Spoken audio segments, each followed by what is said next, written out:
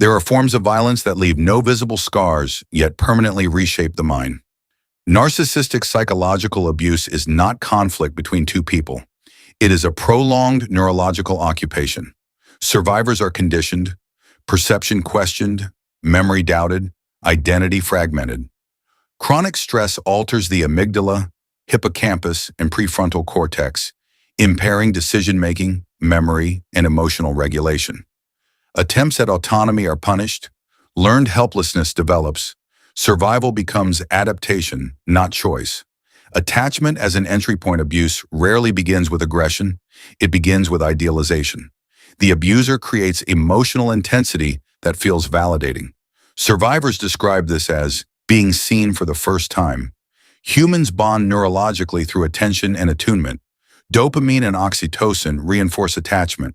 Trust embeds before danger emerges. Dependency forms naturally through bonding, not weakness.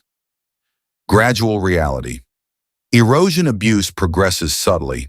Statements are denied, memories questioned, reactions reframed as overreactions. Gaslighting destabilizes cognition. Contradictory input produces anxiety, hypervigilance, and dependence on the abuser's narrative. Identity fragments gradually.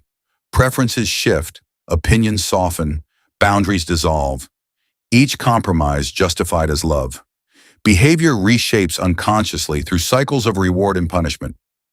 Isolation, strategic removal of witnesses. Isolation is deliberate. Support systems erode through triangulation, subtle criticism, and manufactured conflicts. Friends and family are portrayed as unsupportive.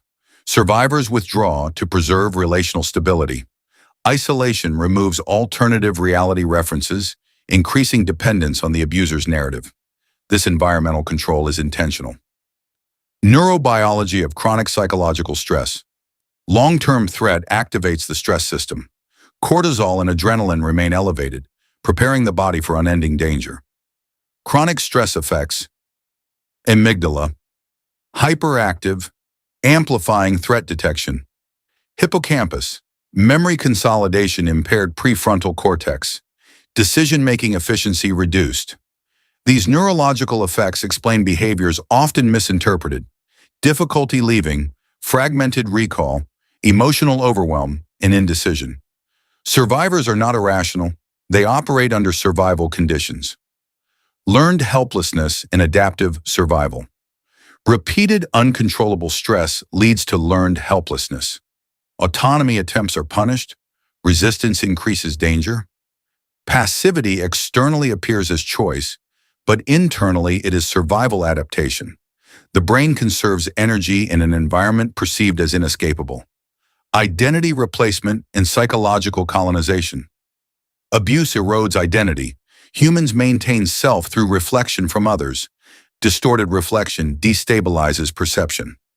Survivors internalize statements. You are too sensitive. You are the problem. Internal self-trust is replaced by monitoring through the abuser's perspective. Psychological colonization. The external controller becomes an internal voice. The second trauma, social invalidation.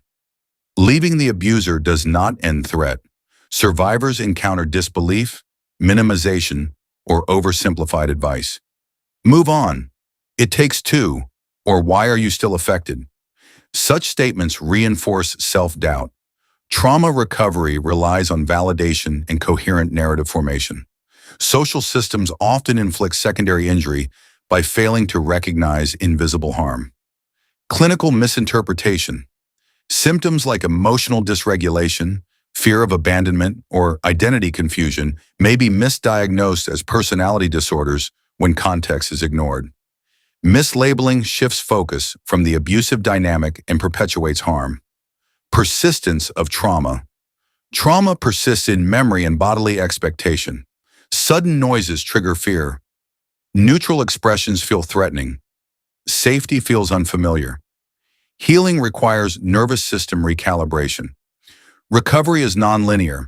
Progress and regression coexist. Reconstruction of self-healing begins when survivors reclaim authorship of their narrative.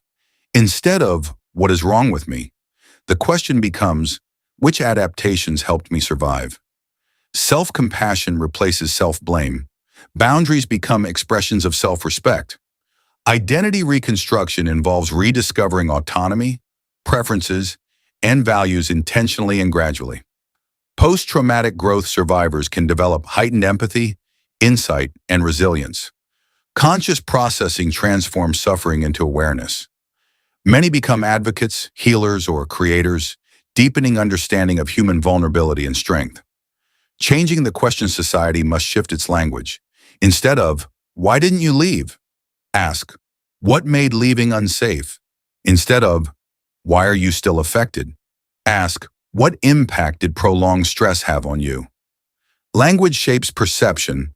Perception shapes response. Response shapes healing.